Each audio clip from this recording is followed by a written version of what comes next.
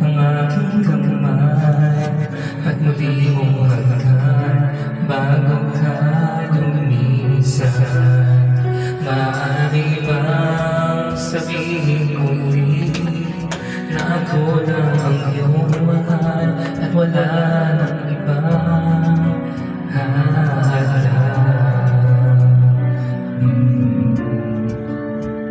sa ating mamamahalan. Maghihintay ako sa iyong pagbabalik.